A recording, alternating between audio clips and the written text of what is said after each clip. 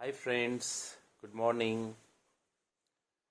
Friends, आज हम बात करेंगे कि प्रोविडेंट फंड से जो आपको पैसा मिलता है at the time of retirement और at the time of termination, it is taxable और it is exempted. There are 4 types of provident fund. पहला, स्टैट्यूटरी प्रोविडेंट फंड, जिसको हम जीपीएफ भी कहते हैं, जनरल प्रोविडेंट फंड भी कहते हैं। ये सेंट्रल गवर्नमेंट एम्प्लॉयज़ के लिए होता है, इंस्टीट्यूशन, यूनिवर्सिटीज़, ईटीसी। ये प्राइवेट के लिए नहीं होता है। ये प्रोविडेंट फंड स्कीम है 1925, एक्ट है 1925। इसके अंदर जो भी eight the time of retirement और टर्मिनेशन पैसा मिलता है, it totally exempted from income tax. दूसरा होता है रिकॉग्नाइज प्रोविडेंट फंड। इसके अंदर रिकॉग्नाइज प्रोविडेंट फंड के अंदर 5 साल से पहले पहले अगर आप फंड निकालते हो तो वो आपको टैक्स देना पड़ता है, और 5 साल के बाद अगर निकालते हो तो it is also totally exempted from the income tax. 5 साल ऐसे भी हो सकते हैं कि आपने 2 साल नौकरी करी एक जगह, फिर दूसरी जगह आपने 3 साल करी, वो वहाँ भी अगर वो they are also registered under PF, तो ये पैसा वहाँ ट्रांसफर होता है। तो पीरियड 2 साल, 3 साल, 5 साल काउंट किया है, उसके बाद आप निकालते हो तो it is also not a taxable.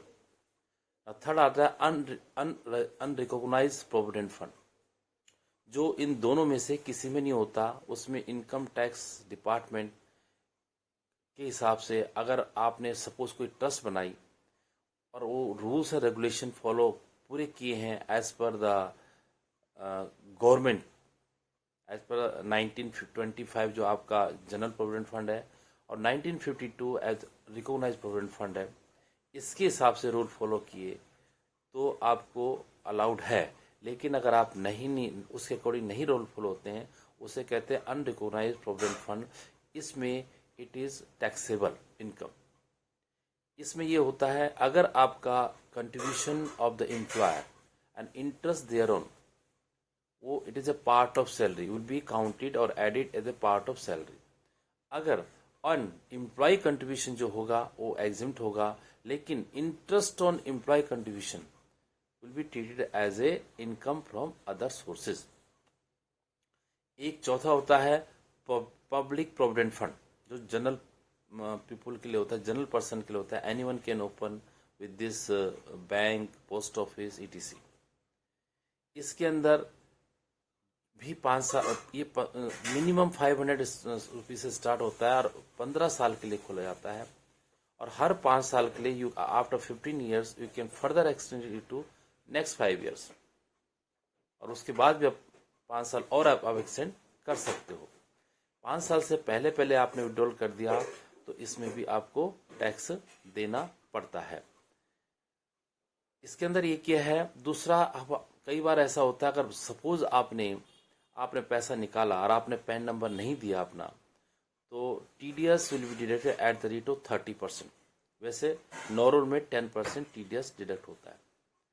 दूसरी बात करते हैं कि 10% टीडीएस काट सकते हैं, लेकिन अगर आपने फॉर्म 15G और 15H, जैसे आप बैंक में एफडी है आपकी, तो आप हर साल 15G और 15H सबमिट कर देते हो, तो उस केस में आपका टीडीएस नहीं काटता बैंक।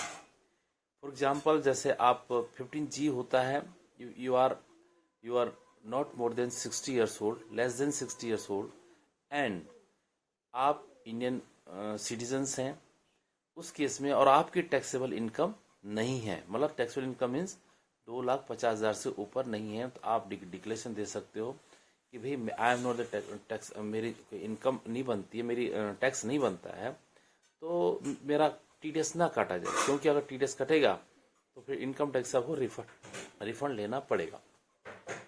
सेकंड होता है 15H। 15H होता है सीनियर सिटीजन के लिए, you have cross 60 years old, और आप उसमें लिखते हो कि भाई मेरा जो है ये मेरा टैक्सेबल इनकम नहीं है, जो कि 3 लाख है। 3 लाख तक आपको कोई टैक्स नहीं देना पड़ता as a being a senior citizen. उस केस में आप टीडीएस नहीं काटते हैं।